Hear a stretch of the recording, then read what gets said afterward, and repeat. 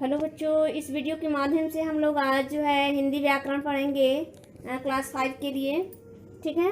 और आपका दूसरा चैप्टर है। पहले चैप्टर में आपने मात्राओं का ज्ञान पढ़ा था, दूसरे में आप लोग वर्ण विन्यास पढ़ेंगे, यानी अरेंजमेंट ऑफ लेटर। ठीक है, चलिए आगे देखते हैं। वर्ण के विषय में हम पहले पढ़ चुके हैं। यानी वर्ण क्या होता है? वर्ण भाषा की सबसे छोटी इकाई होती है। वर्णों को और अधिक टुकड़े नहीं किए जा सकते। यानी वर्ण का मतलब होता है कि भाषा की वह छोटी से छोटी इकाई जिसको हम और भी तोड़ नहीं सकते हैं, उसे ही वर्ण कहते हैं। के साथ साथ अक्षर भी कहते हैं। ठीक है। हिंदी भाषा में कुल 46 वर्ण होते हैं। वर्णों को अव्यवस्थित समूह को हम वर्णमाला कहते हैं, ऐसा हम पहले जानते हैं। ठीक है। अब आइए हिंदी वर्णमाला जिसे कहते हैं अल्फ़ाबेट। तो हिंदी वर्णमाला भी 2 प्रकार के होते हैं, स्वर और व्यंजन, जैसा कि आप जानते हैं, वावेल और कॉन्सोनेंट। ठीक है। तो चलिए हम लोग स्वर पढ़ते हैं थोड़ा सा। स्वर क्या होता है? स्वर में देखिए स्वर आ ई उ री ए ओ आओ, ये स्वर हैं। ये स्वर जो है स्वतंत्र रूप से उच्चारित किए जाते हैं। इनके लिए हमें किसी प्रकार के अवरोध नहीं होता है। हमारे मुख से जो ध्वनि निकलती है तो किसी प्रकार का अवरोध नहीं होता है, यानी उच्चारण में इनकी स्वतंत्रता पाई जाती है। इन्हें बोलते समय मुख से हवा बिना किसी रुकावट के बाहर निकलती है। इनकी संख्या 11 है और ये 2 तरह से लिखे जाते हैं, अपने मूल रूप में और एक मात्रा के रूप में। तो अपने मूल रूप में जैसे है आ ई, यानी यह मूल रूप है। वास्तव में इनसे बने हुए शब्द हो जाते हैं। और जब मात्रा के रूप में किसी व्यंजन के साथ मिला करके हम इसका प्रयोग करते हैं, जैसे क धन आ का, क धन ई की, तो ये मात्रा का रूप हो गया। मूल रूप में सीधा हम जैसे अ है तो अ से अनार कहते हैं, आ है तो आ से आम कहते हैं, ई है तो ई से इमली, बड़ी यानी जिसको ई कहते हैं उसे ईख बनता है। तो यह मूल रूप से इसका प्रयोग होता है। लेकिन हम मात्रा के रूप में जब प्रयोग करते हैं तो जैसे हो गया क में अ जोड़ेंगे तो क होता है, जैसे क से कहते हैं कबूतर। तो उसी तरह से हम अन्य मात्राओं का भी प्रयोग करते हैं, जैसे आ है, का हो गया, की, ई। ठीक है। अब आइए हम लोग स्वर के भेद पढ़ते हैं। स्वर कितने प्रकार के होते हैं? तो स्वर के भी 2 भेद होते हैं। स्वर के कितने भेद होते हैं? ह्रस्व, यानी इसे ह्रस्व कहते हैं और इसे दीर्घ कहते हैं। ह्रस्व क्या होता है, दीर्घ क्या होता है, आइए पढ़ते हैं। ठीक है। ह्रस्व स्वर, इसके उच्चारण में सबसे कम समय लगता है। ये 4 है, अ ई उ री, ये ह्रस्व स्वर है। ह्रस्व स्वर जिसे कहते हैं अ ई उ री, यानी इनके उच्चारण में कम समय लगता है। और दीर्घ स्वर में उच्चारण में क्या लगता है, ज़्यादा समय लगता है। इसके उच्चारण में ह्रस्व स्वर से 2 गुना समय लगता है। जैसे ये 7 हैं, ये 4 हैं, ह्रस्व स्वर 4, और ये जो है 7 है। तो 7 में देखिए कौन है, आ ई उ ए ओ आओ। ठीक है। तो ये जो है दीर्घ स्वर है, क्योंकि इसके उच्चारण में हमारा जो है ह्रस्व से दूना समय लगता है, यानी ये दूने स्वर के साथ ये बोले जाते हैं। अब देखिए अनुस्वार भी है इसके साथ साथ। अनुस्वार जो हम अंक की बिंदी लगाते हैं, इसका उच्चारण नाक से होता है। अनुस्वार जो है जब हम शिरोमणि रेखा के ऊपर, शिरोमणि रेखा का मतलब होता है कि जैसे हम कोई अक्षर लिखते हैं तो ये जो ऊपर जो रेखा खींचते हैं, ऊपर ये रेखा खींचते हैं जो, ये शिरोमणि रेखा होती है। इसके नीचे मान लीजिए हम क बनाते हैं, ये क हो गया, और ये रेखा क्या हो गई, शिरोमणि रेखा। शिरोमणि रेखा के ऊपर जो हम बिंदी लगाते हैं, ये वाली बिंदी लगाते हैं, तो ये क्या हो जाता है, वह जो है चिन्ह हो जाता है, जिसका उच्चारण हम नाक से होते हैं। जब हमारी हवा जो है, प्राणवायु जब बाहर नाक से निकलती है तो इसका उच्चारण होता है इस बिंदी का। तो इसे हम क्या कहते हैं, अनुस्वार कहते हैं। जैसे इसका प्रयोग होता है जंगल, कंगन, दंगल आदि। तो इस तरह अनुस्वार का प्रयोग होता है। ठीक है।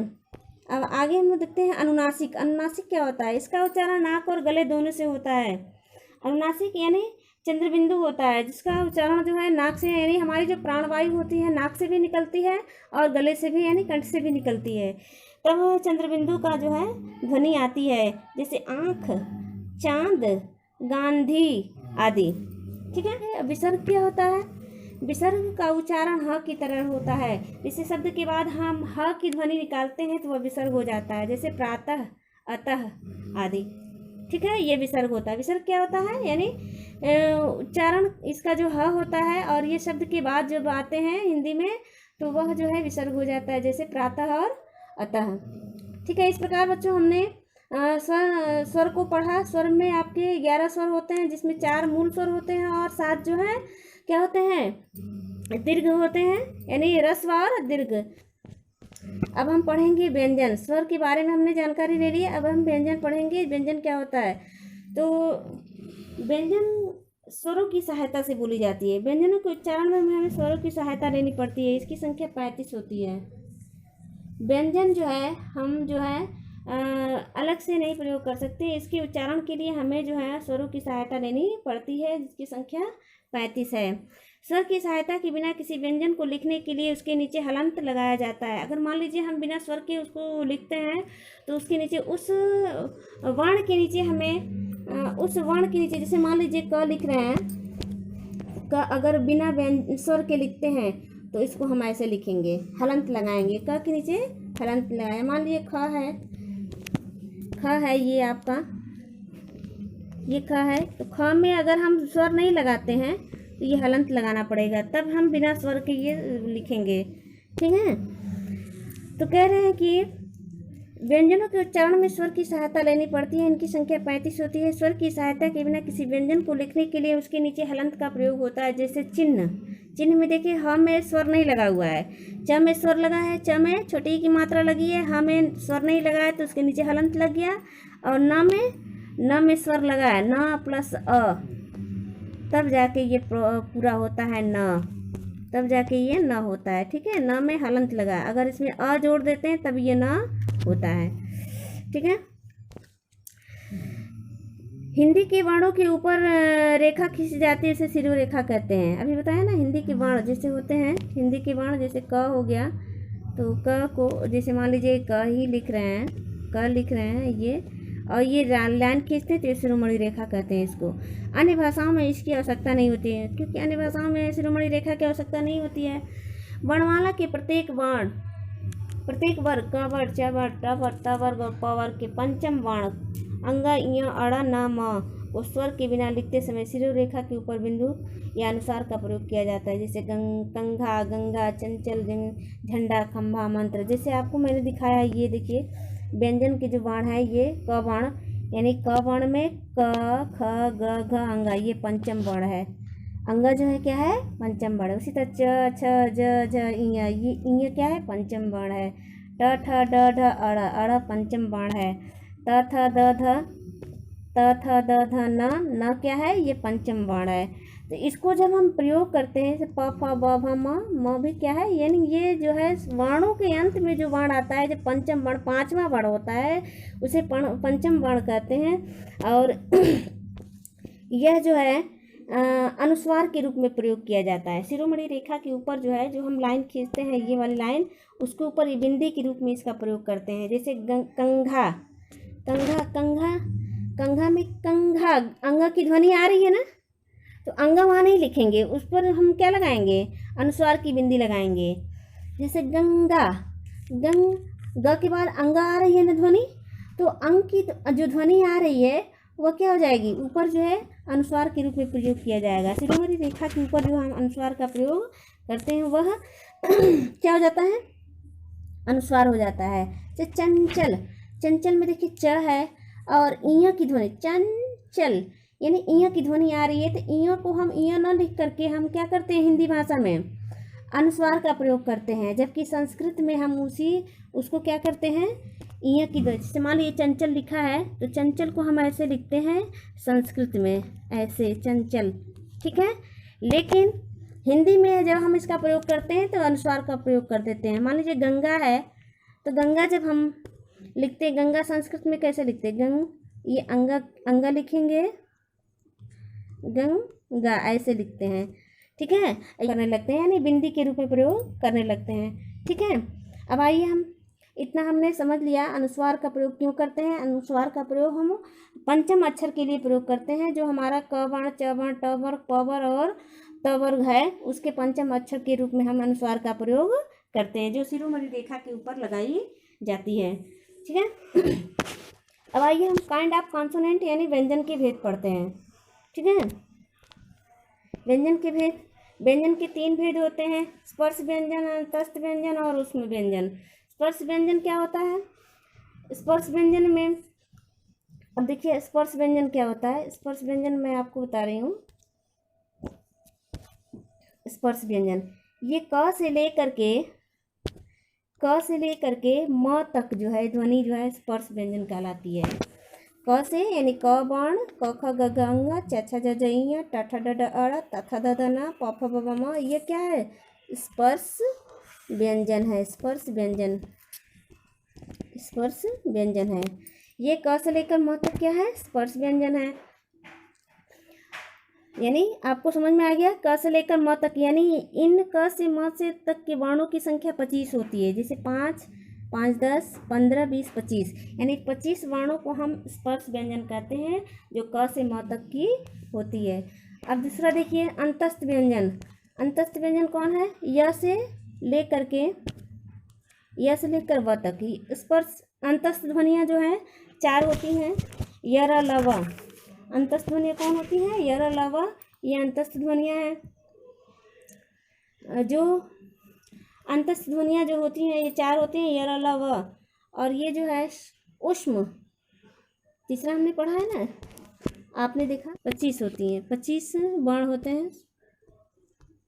और इसमें 4, और इसमें भी 4 होता है, उसमें भी। उसमें 4 कौन कौन है? तो आपका जो है दिखा रहे हैं अभी।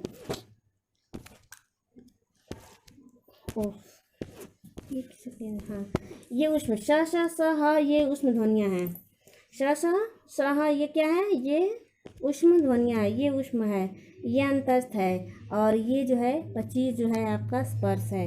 यानी व्यंजन 3 होते हैं, स्पर्श व्यंजन, अंतस्थ व्यंजन और ऊष्म व्यंजन। ठीक है, इतना समझ में आया? स्पर्श व्यंजन उच्चारण जो है कंठ, तालु, मूर्धा, दांत, होंठ और जीभ से टकराकर बाहर निकलते हैं। क से म तक की ध्वनियाँ 25 व्यंजन स्पर्श व्यंजन है। ठीक है, ये 25 जो है स्पर्श हैं। अंतस में इनका उच्चारण स्वर और व्यंजन के माध्यम से होता है, यानी ये व्यंजन भी कहते हैं। और ये जो है ऊष्म व्यंजन है। ऊष्म व्यंजन का मतलब होता है कि इसके उच्चारण में ऊष्मा या गर्मी पैदा होती है। ये 4 होते हैं, श स स ह। यानी जब हम इनका उच्चारण करते हैं तो जो वायु अंदर से आती है वो घर्षण करते हुए ऊष्मा पैदा करती है। वह हमारे जीवा से और तालु से टकराते हुए घर्षण पैदा करती है, और तो उसे हम ऊष्म व्यंजन कहते हैं। श और ह, ये ऊष्म व्यंजन है।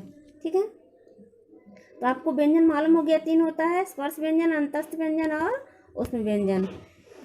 अब देखिए, इसके साथ साथ हम इन तीनों को भी जानेंगे। ये भी व्यंजन हमारे साथ जुड़ गए हैं हमारे व्यंजनों के साथ।